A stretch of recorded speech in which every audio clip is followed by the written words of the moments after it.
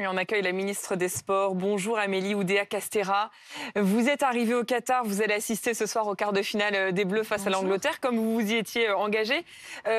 Il me semble que vous n'avez pas prévu de rencontrer les Bleus avant le match et que vous les verrez demain. Est-ce que vous avez un message à leur faire passer ? Qu'on est à fond tous avec eux, derrière eux. Je leur souhaite vraiment bonne chance du fond du cœur pour ce match extrêmement excitant, qui va être dur, qui va être exigeant, mais j'ai confiance.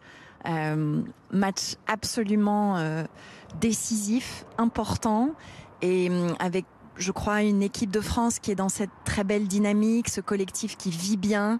Il faut qu'ils continuent sur leur lancée. Amélie Oudéa-Castéra, c'est un événement sportif, mais pas que. Cette Coupe du Monde au Qatar, il est question de beaucoup de sujets tout autour, on en a beaucoup parlé.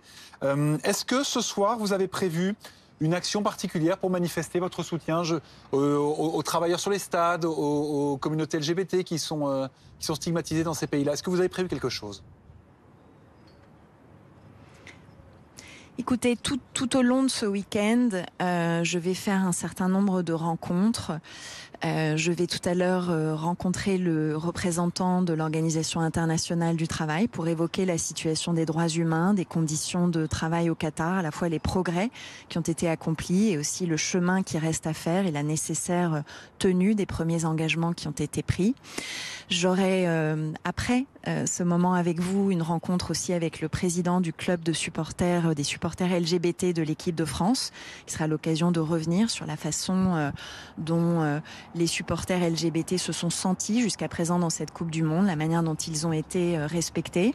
J'aurai également différents entretiens avec les autorités locales, avec les acteurs qui sont en charge aussi de la promotion du sport féminin. Cette condition féminine est également une dimension importante. Je verrai aussi la communauté française demain. Donc vous voyez une série de rencontres qui vont me permettre de passer un certain nombre de messages, d'écouter, de comprendre encore un peu plus finement la situation de ce pays qui est un partenaire important pour la France et que nous accompagnons dans la trajectoire qu'il a engagée vers plus de respect des droits humains et qui doit se poursuivre et s'amplifier. Est-ce que vous irez, comme on l'a vu chez la ministre allemande, chez une ministre allemande, chez une ministre belge, à porter le brassard One Love ce soir pour la rencontre France-Angleterre ? Écoutez, je serai engagée, fidèle à mes convictions, fidèle à mes valeurs. J'ai tenu cette ligne depuis le départ. C'est celle que je conserverai tout au long de ce week-end.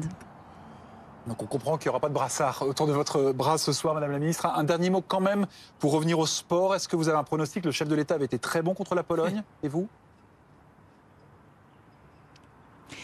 Il avait été très bon avec ce 3-1 contre la Pologne. Moi, j'ai pronostiqué un 1-0 ce soir.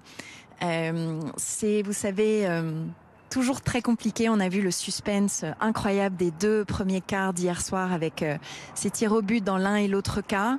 Là, on a un match qui s'annonce vraiment absolument passionnant. Ces duels au sein du match, la relation entre un Harry Kane d'un côté, Hugo Lloris de l'autre, leur parcours à Tottenham, le duel aussi entre Kylian Mbappé et Kyle Walker. On va avoir nos deux milieux de terrain, Griezmann qui a été impérial jusqu'à présent et Jude Bellingham qui montre des choses formidables depuis le début de la compétition. Donc ça va être, et j'ai envie de dire, passionnant et avec cette petite pointe de sel qu'on a toujours quand la France rencontre l'Angleterre, dans les sports collectifs en particulier, évidemment au rugby, mais aussi au foot. Donc on va suivre tout ça avec passion. Ça va être aussi un match avec beaucoup de records. Nombre de sélections pour Hugo Lloris, peut-être le nombre de réalisations avec Giroud, peut-être en passe de devenir le détenteur unique de ce record. Donc à tous égards, ça s'annonce absolument passionnant et on est vraiment à fond derrière eux pour ce quart de finale. Il y a beaucoup de choses à dire, Madame la Ministre. Je suis désolée, je vais devoir vous interrompre parce qu'on est pris par le temps, mais c'est vrai qu'on pourrait en parler pendant des heures et on va continuer bien évidemment tout au long de la matinée à parler de ce France-Angleterre.